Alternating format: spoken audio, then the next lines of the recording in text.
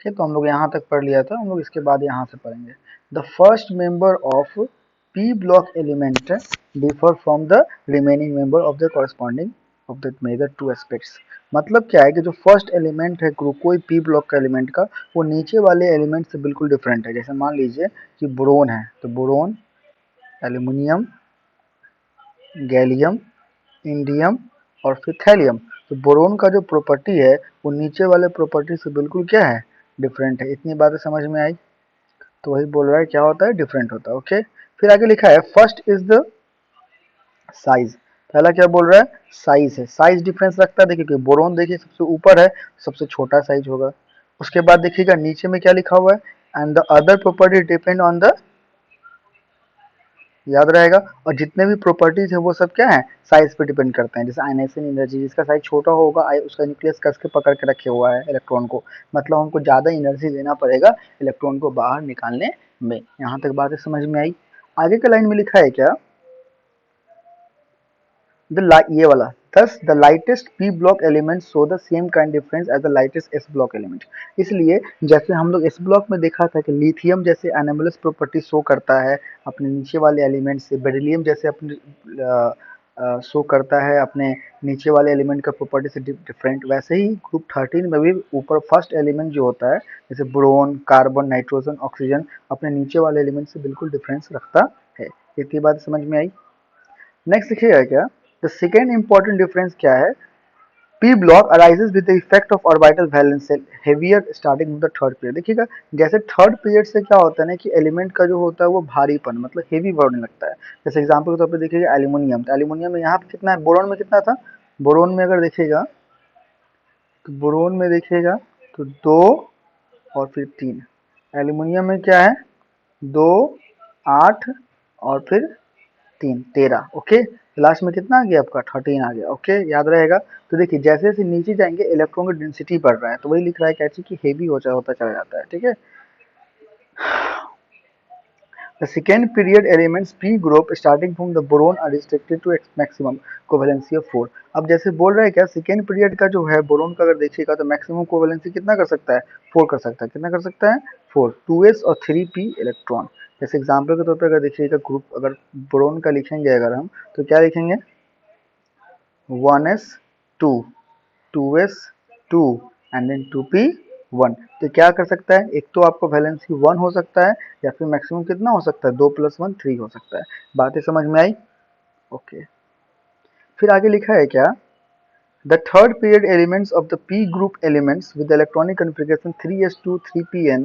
जैसे आपको पता ही होगा कि जो थर्ड ग्रुप का एलिमेंट होता है वो क्या आता है 3s2 3pn होगा। जैसे यहाँ पे अगर देख लीजिए आप, बोरोन हो गया, ये आपका बोरोन हो गया, एल्युमिनियम का अगर देखिएगा तो क्या लिखेंगे 1s2 2s2 2p6 3s2 3p3। ठीक है, तो अगर इसको अगर देखिएगा तो यहाँ पे 3p3 है, तो लास्ट वाला जो बोल रहा है एलिमेंट, मतलब लास्ट में जो 3 बोल रहा है वो क्या है ns2 npn है कि नहीं। तो जितने भी p ब्लॉक एलिमेंट आते हैं वो सब के लास्ट में क्या आते हैं, ns2 npn ही आते हैं। जैसे अभी हम लोग देखे थे ना, n आया था s2 और n p और 1 से लेके 6 तक आएगा। ओके, और उसके बाद थर्ड एलिमेंट से क्या होता है ना, वैकेंट डी ऑर्बिटल। जैसे हमने लिखा था अभी एल्युमिनियम का, देखिएगा 3s लिखा था, 3s2 3p3 लिखा था, और थर्ड में क्या होता है 3d भी होता है। जबकि वही बोरोन में देखा जाए तो 2d एग्जिस्ट नहीं करता, 2d होता ही नहीं है, एजोमेथल क्वांटम नंबर होता ही नहीं, इस कारण से नहीं होता है। n+l रूल आता है, वो क्लास 11th का है, अभी हम लोग नहीं देख रहे हैं उस बारे में। नेक्स्ट देखिएगा क्या लिखा है,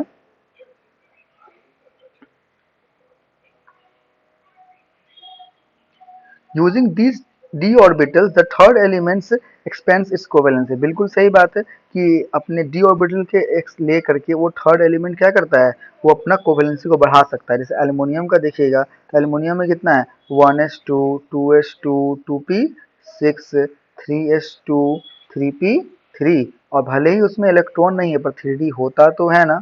तो s में कितना इलेक्ट्रॉन है, एक डब्बा, p में कितना है 3 डब्बा, और फिर d में कितना है 5 डब्बा। ओके, यहाँ पे 5 डब्बा होता है। ठीक है, एक स्पेस नहीं बन पा रहा है, यहाँ लिख दे रहा हूँ 3d में कितना 5 डब्बा। ओके, 1 2 3 4 5। ठीक है, इसमें क्या होता है इलेक्ट्रॉन फिल होता है 2 तो यहाँ पे P में 3, तो यहाँ पे इलेक्ट्रॉन रहेगा, तो इलेक्ट्रॉन जंपिंग कर सकता है, एक इलेक्ट्रॉन यहाँ जंप करके यहाँ चला जाएगा, जिसका इक्विवेलेंसी कितना हो जाएगा, 4 हो जाएगा। क्या हो जाएगा, 4। ओके, नेक्स्ट देखिएगा क्या लिखा है। तो बोरोन अपना कोवेलेंसी इंक्रीज नहीं कर सकता, लेकिन एल्यूमिनियम कर सकता है, इसलिए एल्यूमिनियम क्या करता है, AlF6 भी एग्जिस्ट करता है, ठीक है, क्योंकि इसके पास d ऑर्बिटल खाली है, अपने इलेक्ट्रॉन को जंप करा सकता है। फिर आगे लिखता है क्या, the combined effect of the size and availability of d orbital considerably influence the ability of these elements to form pi bond। अब देखिए, आपको पता होगा जैसे कि जो बोरोन है, बोरोन में क्या है आपका 1s2 2s2 2p1, ये 2p 2 2 4 2p2, यही होगा 2p1 होगा बोरोन में। तो 2d तो होता ही नहीं है, इसलिए बोरोन हमेशा क्या करेगा, पी पाई बॉन्डिंग करेगा, क्या करेगा, पी पाई। जबकि वही अगर एल्यूमिनियम में देखिएगा तो एल्यूमिनियम में 3d भी होता है, इसलिए वो क्या करेगा, डी पाई भी कर सकता है, या फिर मतलब पी पाई डी पाई भी कर सकता है, या फिर डी पाई भी कर सकता है। याद रहेगा। ओके, फिर नेक्स्ट देखिए क्या लिखा है, the first member of these elements, तो पहला जो एलिमेंट है वो सिर्फ क्या करता है, पी पाई ही करेगा। जैसे कार्बन देखिएगा पी पाई करेगा, जबकि वही आर्सेनिक देखिएगा वो डी पाई, क्योंकि जिसका डी ऑर्बिटल है तो पी पाई डी पाई भी बॉन्डिंग कर सकता है। पी पाई कहने का मतलब क्या है ना, कि एक एलिमेंट जैसे कार्बन का पी ऑर्बिटल और एक और कोई कार्बन का पी ऑर्बिटल, लेकिन इसको किसी डी तो होता ही नहीं है, डी पाई नहीं करेगा। जबकि वही अगर आप देखिएगा एल्यूमिनियम ही लिख लीजिए, तो एल्यूमिनियम में क्या होता है, डी ऑर्बिटल होता है, तो इसका डी पाई कर जाएगा, और किसी और एलिमेंट जैसे क्लोरीन के साथ कंबाइन कर रहा है तो इसका क्या हो जाएगा, पी पाई कर जाएगा। मतलब डी ऑर्बिटल और पी ऑर्बिटल, इसे बोला जाता है पी पाई। एल्यूमिनियम जो है ग्रुप 3, मतलब ग्रुप कोई भी ग्रुप का थर्ड पीरियड के बाद के एलिमेंट का पी पाई डी पाई भी एलिमेंट करता है। इतनी बात समझ में आई। ओके, अब हम लोग नेक्स्ट देखेंगे क्या,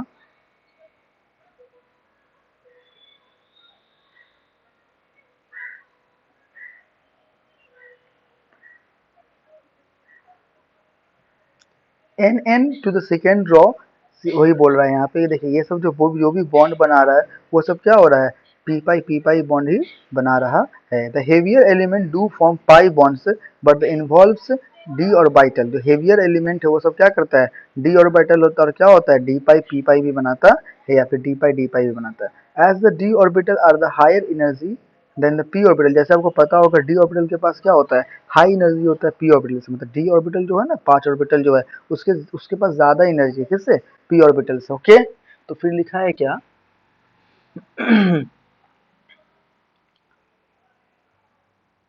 फिर लिखा है क्या, they contribute to the overall stability of the molecule. इसलिए डी पाई जो बॉन्डेड होता है, जो मॉलिक्यूल होता है, वो क्या होता है, ज्यादा स्टेबल होता है। क्या होता है, ज्यादा स्टेबल होता है, याद रहेगा।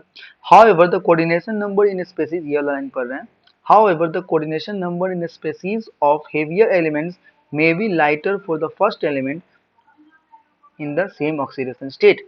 क्या है, क्या जो कोऑर्डिनेशन नंबर होगा हेवियर एलिमेंट का, वो हाई हो सकता है फर्स्ट एलिमेंट के मुकाबले। नीचे में एग्जांपल भी दिया है, जैसे एग्जांपल के तौर पे देखिएगा, +5 oxidation state for both N and P. ऐसे देखिए कायदे से देखिएगा, नाइट्रोजन के ऊपर तो आपका पी डी ऑर्बिटल तो होता ही नहीं है, 1s2 2s2 एंड 2p3, तो मैक्सिमम इसके पास कितना हो सकता है, एस का 2 इलेक्ट्रॉन और पी का 3 इलेक्ट्रॉन।